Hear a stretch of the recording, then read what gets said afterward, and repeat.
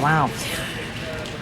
Mark Sims, executive producer of the website janefinch.com, is our guest. What do you think of what she had to say? I totally agree with her. I mean, a lot of the gangster rappers that we have out right now, they've been created from a lifestyle that they grew up with.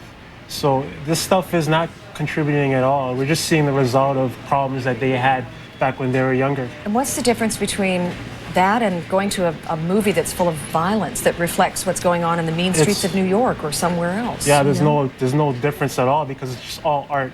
You know, it's just someone's opinion on a certain view of life that they have. You know. Do you think it has an influence? You know, if you're a young kid and you're a little directionless and you don't really feel that anybody cares a lot, but you really admire the rap individual, the artist.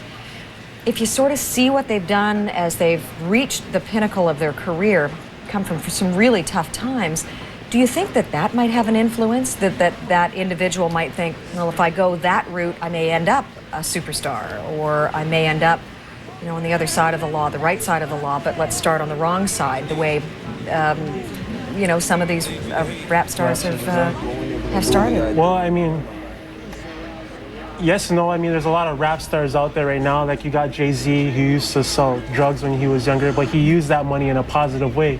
He used that money in order to get himself a record deal, you know? He invested that money into his music. But how do you explain that to a kid, that you can't justify breaking the law? I mean, you can't justify that. Well, it comes down to those core values once again, like we talked about from before.